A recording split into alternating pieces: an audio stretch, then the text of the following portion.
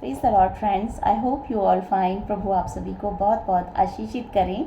और आज के सैबत स्कूल में 7 अप्रैल के सैबत स्कूल में मैं आपका स्वागत करती हूँ। और ये 7 अप्रैल का जो सैबत स्कूल है, ये इसका शीर्षक है एक टूटे हुए दिल वाला उद्धार करता। प्रभु यीशु मसीह के बारे में यहाँ पे बात हो रही है। आप देखेंगे कि प्रभु यीशु मसीह जिसने इस समस्त पृथ्वी की रचना करी, लोगों की रचना करी, जब वो आए इस संसार में तो लोगों ने उनके साथ क्या किया, उनसे जलन की, उनसे नफरत की। और इन सब को देखते उनका दिल टूट गया उनका दिल। हम भी जो है हमेशा जो है ये संसार जो है इसी तरीके का जो है व्यवहार करता है, जो सच्चे लोग होते हैं।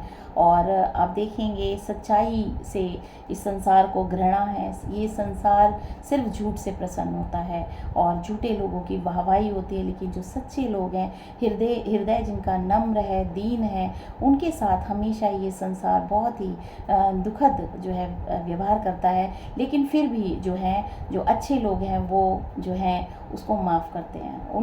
उसके साथ कितना भी बुरा से बुरा वो लोग कर लें, लेकिन क्योंकि वो एक अच्छा और सच्चा इंसान है, वो कभी किसी का बुरा नहीं कर पाता है, चाह के भी वो नहीं कर पाता है, क्योंकि ये उसकी फितरत है ही नहीं।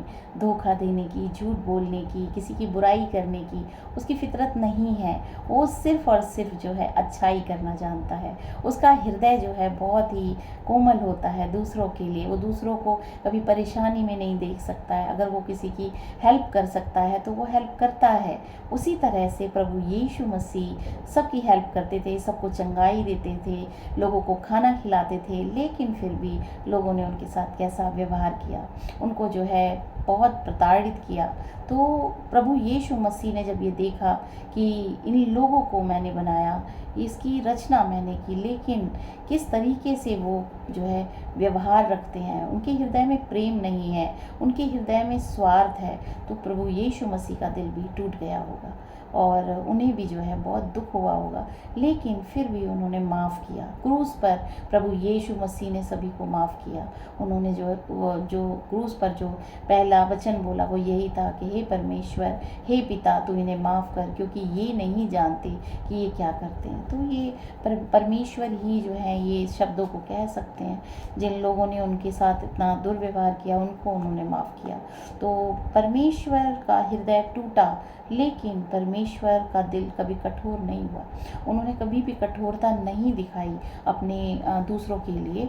लेकिन जो है यहाँ जो है सीखने वाली बात यही है कि परमेश्वर हमसे भी यही व्यवहार चाहते हैं कि हम भी दूसरों को माफ़ करें, क्योंकि माफ़ करने के द्वारा ही हमारा हृदय शुद्ध रह सकता है। अन्यथा शैतान को मौका मिलता है हमारे हृदय में कार्य करने का, और कभी भी पवित्र आत्मा की स्थापना ऐसे हृदय में नहीं हो सकती है जो है इस तरीके से न शैतान जहाँ पर है। तो परमेश्वर ने इसीलिए हमें जो है ये रास्ता दिखाया है कि तुम माफ़ करो। हमें भी परमेश्वर प्रभु यीशु मसीह के रास्ते पे चलना है और अपने हृदय को जो है प्रभु से लगाना है, प्रभु से प्रेम करना है, क्योंकि वो हमारा सृष्टिकर्ता परमेश्वर है। उसकी आज्ञाओं का पालन करना है और यही मनुष्य जाति की भलाई उसके जीवन में लेके आता है। तो इसको हम करते हैं 7 अप्रैल को। इसमें लिखा है, जब यीशु यरूशलेम शहर की ओर वाले जैतून के पहाड़ पर बैठा तो उसका दिल टूट गया। यूहन्ना रचित सुसमाचार कहता है, वह अपने घर आया और उसके अपनों ने उसे ग्रहण नहीं किया। यूहन्ना 1:11 उसमें लिखा है कि जो है अपने लोगों ने उन यहूदियों ने, फरीसियों ने उसका बहिष्कार किया और उसे ग्रहण नहीं किया। यीशु ने अपने लोगों को उनके प्रिय शहर के आने वाले विनाश से बचाने के लिए वह सब कुछ किया जो वह कर सकता था। अपने लोगों के लिए यीशु का प्रेम अनंत प्रेम के हृदय से प्रवाहित हुआ। उसने बार बार प्रेम पूर्वक उनसे पश्चाताप करने और उसके दयालु निमंत्रण को स्वीकार करने की अपील की।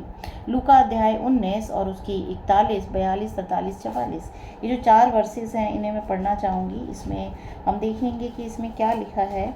इसमें यरूशलेम के लिए विलाप। जब प्रभु यीशु मसीह ने देखा कि इनके हृदय कठोर हैं और ये परमेश्वर की आज्ञाकारिता में नहीं चलते हैं, तो प्रभु यीशु मसीह ने जो है यहाँ पे यरूशलेम के लिए विलाप के बारे में कुछ बातें कही हैं। इसमें लिखा है, जब वह निकट आया तो नगर को देखकर उस पर रोया और कहा, क्या ही भला होता कि तू ही इसी दिन में कुशल की बातें जानता, परंतु अब वे तेरी आंखों से छिप गई हैं, क्योंकि वे दिन तुझ पर आएंगे कि तेरी बैरी मोर्चा बांधकर तुझे घेर लेंगे और चारों ओर से तुझे दबाएंगे और तुझे और तेरे बालकों को जो तुझ में है मिट्टी में मिलाएंगे और तुझ में पत्थर पे पत्थर भी ना छोड़ेंगे, क्योंकि तूने उस अवसर को जब तुझ पर कृपा दृष्टि की गई ना पहचाना।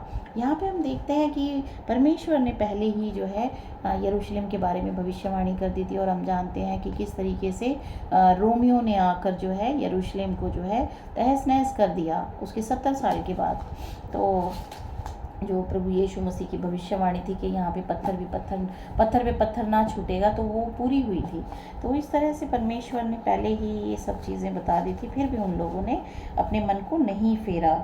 तो हमारे लिए भी जो है बहुत पहले से ही बहुत सारी चेतावनियाँ जो हैं बाइबल देती है, तो लेकिन हम जो हैं अपने मन को फेरें और परमेश्वर के वचन को ग्रहण करें।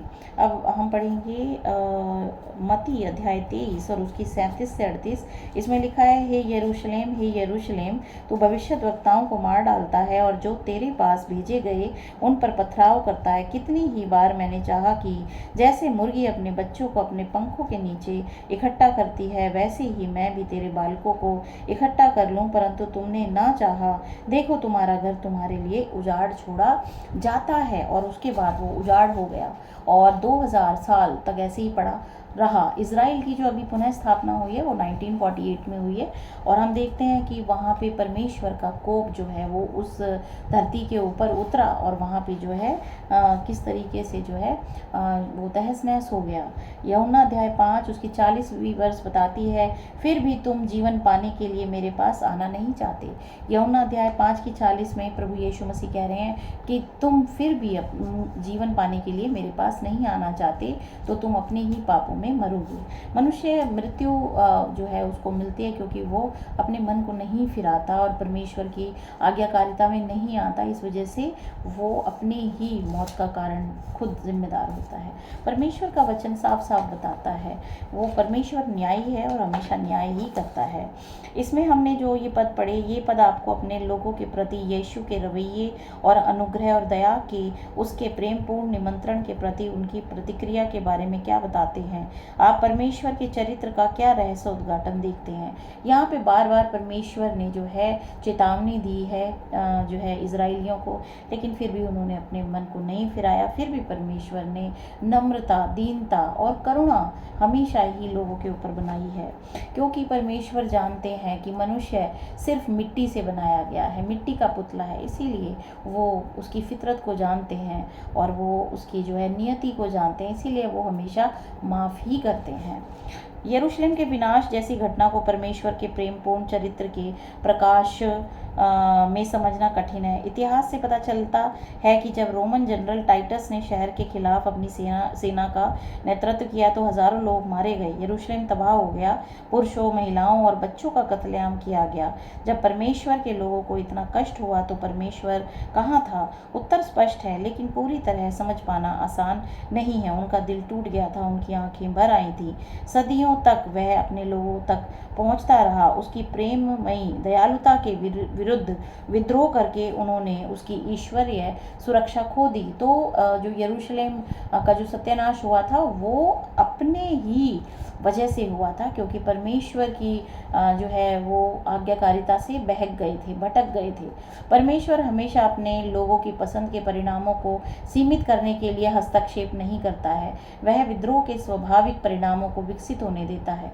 यरूशलेम के विनाश में परमेश्वर ने निर्दोष बच्चों का वध नहीं कराया। निर्दोष की दुखद मौत शैतान का कृत्य था, परमेश्वर का नहीं, क्योंकि परमेश्वर ने उनके हृदय को कठोर कर दिया था। बार बार उनके चेतावनी पर भी वो नहीं बदले। शैतान को लड़ाई से खुशी होती है, क्योंकि यह मानव हृदय की सबसे बुरी भावनाओं को भड़काता है।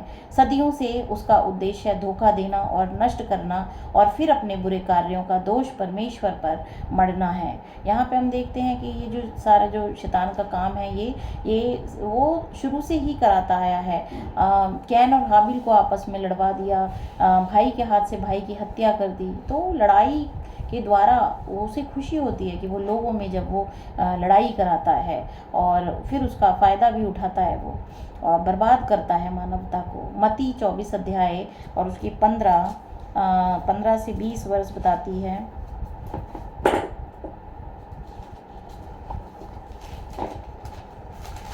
मत्ती अध्याय 24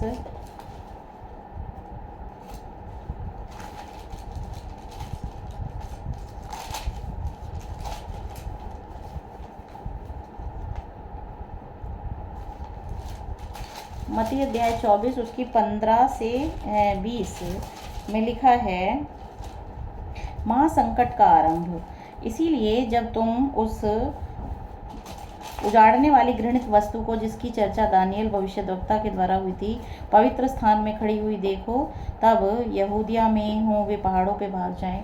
तो ये पूरा वृतांत जो है आने वाले समय के बारे में है कि ऐसा कुछ होने वाला है। तो यहाँ पे पर यरूशलेम के आने वाले विनाश से बचाने के लिए यीशु ने अपने लोगों को क्या निर्देश दिया? निर्देश यही दिया कि जो है तुम धीरज रखना। यहाँ पे लिखा है, क्योंकि झूठे मसीह और झूठे भविष्यद्वक्ता उठ खड़े होंगे और बड़े चिन्ह और अद्भुत काम दिखाएंगे। इसीलिए यदि वे तुमसे कहें देखो वह जंगल में है, तो विश्वास ना करना। मतलब हमें पवित्र आत्मा की प्राप्ति जो है बहुत ज़रूरी है। उसी से ही हम शैतान के धोखे से बच सकते हैं। अन्यथा कोई और दूसरा जो है तरीका नहीं है कि हम शैतान के धोखे से बच सके। तो अपने आप को पवित्र करें, परमेश्वर की पवित्र आत्मा को प्राप्त करें और उसके चलाए चलें। बहुत ही सिंपल है ये। हमें सच्चा बनना होगा, हमें जो है हमें परमेश्वर का आज्ञाकारी बच्चा बनना पड़ेगा। तभी हम परमेश्वर की जो है बुद्धि को प्राप्त कर पाएंगे, परमेश्वर की सामर्थ्य को प्राप्त कर पाएंगे, और तभी हम जो है इस संसार के धोखे से बच पाएंगे। तो यहाँ पे यही निर्देश दिए हैं परमेश्वर ने कि तुम धीरज धरना। यह अच्छी तरह से याद रखना चाहिए कि 70 ईस्वी में यरूशलेम में रहने वाले अधिकतर मसीही यहूदी पृष्ठभूमि से आए थे। एक प्रेमी परमेश्वर अपने अधिक से अधिक लोगों को यथासंभव सुरक्षित रखना चाहता था। इसीलिए उसने निर्देश दिया कि जब रोमन सेनाएं निकट आएं तो उन्हें शहर से भाग जाना चाहिए। इसीलिए कथन पर विचार करें। हम अपने चारों ओर देखी जाने वाली घटनाओं से परमेश्वर के चरित्र का आकलन नहीं करते हैं, बल्कि हम उन सभी घटनाओं को फिल्टर करते हैं जिन्हें हम बाइबल में प्रकट उसके प्रेमपूर्ण चरित्र के चश्मे से देखते हैं। यह इतनी अच्छी सलाह क्यों है? तो हमें जो है बहुत ही बुद्धिमान होने की ज़रूरत है, और बुद्धिमान हमें परमेश्वर ही बना सकते हैं।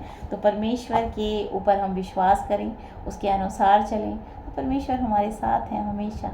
उनका वादा है, तू इधर उधर मत ताक, मैं तेरे साथ हूँ, मैं तेरी सहायता करूँगा। परमेश्वर बहुत महान है, हम उसके बच्चे हैं। वो अनंत परमेश्वर है, उसकी करुणा हमेशा हमारे ऊपर बनी रहती है। सिर्फ कमियां हम में हैं, हमें खुद को सुधारना है। परमेश्वर की असीम कृपा हमेशा हमारे ऊपर बनी रहती है। तो परमेश्वर आपको बहुत बहुत आशीष दें। God bless you.